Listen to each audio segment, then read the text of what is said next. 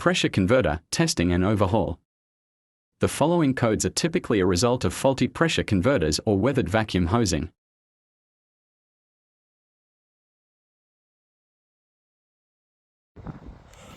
So further to my last video, I'm going to show you how I accessed the pressure converter in question. So I'm going to start by taking off the engine cover.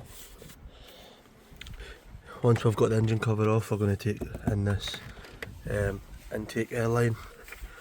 It's going to be inclusive of the filter bridge that goes over the top, and we're just going to unhitch the electrical connections, take off the sensor, which I think is the MAF sensor.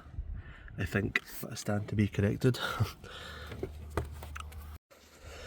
So I've taken the engine cover off, and on the alternator cable it's held on by these clips, so I've just popped these all off, unplugged the sensor from the air bridge, unclip the air filter housing clip. There's one here and there's one on the other side. Pull it back, remove the air filter from the car, and then this is going to be a two-handed effort, but this join here has to split to remove the box for the filter, and then we can remove the air bridge from the top. So if I just pull this up, that's it unclipped. And then on the other side of the air bridge we have a Jubilee clip, so I've already loosened this, and this should allow us to wiggle this out without too much difficulty after we pop it off the lug that it sits on. So you can see this is all very loose now, so this can all come out once I just gently remove the wire out the way. So that's the next step, and then following that there's some sound deadening here that has a clip on this side that just needs popped out, like a small pop rivet, and then we can take the heat shield off the top of the engine where you can see all the pipework. Okay, so sound deadening has been removed from the back end here. Pop rivet came out using one of these, which I can only describe as a lever for pop rivets. I'm sure someone can correct me on what that is. And then the heat mat that sits on top of the engine cover has come out. You can see now we're exposed the pressure converter, so 1 and 2 in there. Honestly unsure which ones they drive. Again, someone could please advise me on that, that would be massively beneficial. The positive terminal for the battery, which runs along here and goes to the alternator, is locked in by a Torx fitting head, so I'm going to remove this purely because I've routed it underneath my vacuum hose arrangement. I don't think it should be that way, so when I remove this out I will change it. There's an argument to be made that the battery should be disconnected during this phase. However, what I normally do is just plug the OBD Creeder Elite tool in afterwards and reset all faults that may have arisen because the battery was disconnected. I understand that's maybe not the best practice, however it works for me. So you can see here some of the vacuum hoses that I've previously changed out. This is a defective one in here that I'm going to change out, and I've tested the one at the front end, which has been proven to hold pressure when energised at 12 volts, so that one is working fine. So I'll move on to the next part, which is going to be rerouting this cable, which should not require rerouting on your own vehicle if you have not touched it before. And then we take off this bracket. There's 2 bolts here. There was bolts inside fastening it to the side of, I think, the engine cover. However, they are massively awkward, and I have removed the majority of them for ease of access for next time around, but I will show the areas that are an issue when you come to it. And this is what it looks like from afar for reference. Top left hand side, this is a BMW 640 diesel, and it's an N57Z is my understanding. Okay, so I've removed the bolts from here and here using a 10mm socket on a buzz gun or an impact gun. Now this has loosened off the frame to access the pressure converters in here, 1 and 2.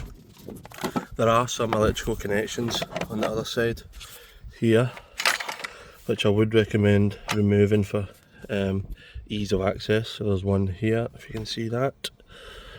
there is another here, which I think is the exhaust back pressure valve. And then there is various other cables strapped up in banding here. They're just connected there. What I tend to do is snip the cable tie that's attached to that so that I don't damage this pop rivet, and then at the end of the maintenance I will then feed a new cable tie in and band it tightly to that to keep it all in check. There's some boosts at the back here, boost controllers. You've got the lambda oxygen sensor, which is here, sitting loosely under there, and we've got two other electromechanical valves at the back here, and this is what I think is the mass airflow sensor that I've unplugged from the air bridge, so I'm just leaving that hanging down here at the moment. And like I say, this will allow us to access these pressure converters. I don't think on this occasion that I'm going to remove the electrical connections because I've already unbanded them for the most part. I should be able to access pressure converter number 2 here, so I'll just unplug there and then I'll undo these vacuum connectors. I'll show the process of me testing the brand new pressure converter to show you how it should operate when under electrical load. And again, for reference, this is where we are after the split and jubilee clip on the air bridge that goes over the top of the engine cover. We've got access to this bracket which houses the pressure converters in here. Please ensure to mark up all electrical connections with various colors of electrical tape to ensure they are reassembled correctly. Here is a screenshot of the wiring loom once I had it disconnected and marked up.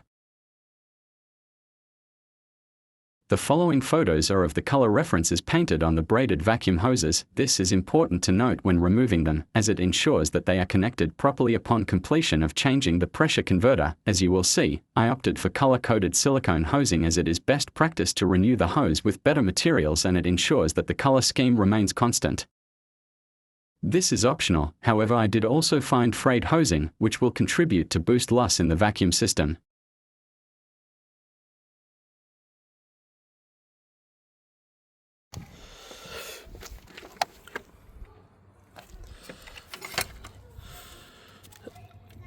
Pressure converter number 2 removed from the vehicle. Disconnected the vac lines either side of it. I'll show you how I tested it. So this is the valve in question. Set a vacuum hose with a bolt in the end, plugged onto the outlet at the back.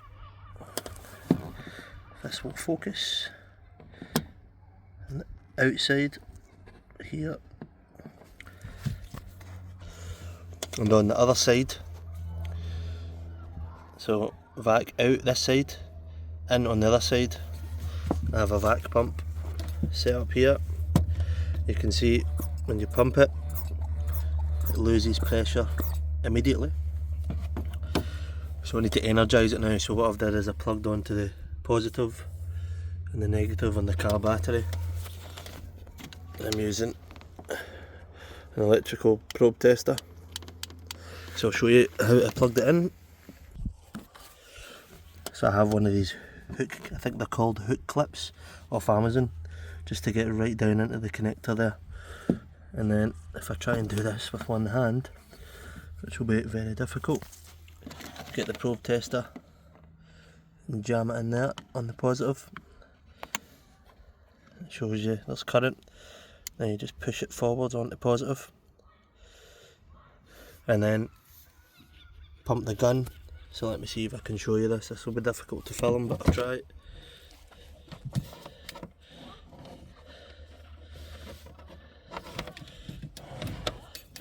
So I'm still connected electrically, and then I'll pump it. You can see nothing is holding, even with current on it. Therefore this one is defective, so I'm going to change it, because I tried the other one before this and that held pressure when it was energised electrically. So this is the part number I ordered to replace the defective valve for reference. A few key tips that I found useful were the following. 1. Take photos so that you can retrace your steps. For reassembly of the vehicle components. 2. Mark up color schemes for both the electrical connections and the vacuum hosing arrangements. 3. If you do decide to change the vacuum hosing, please do it section by section if less experienced. This is something that helped me as I fall into that category and the benefit outweighs the risks.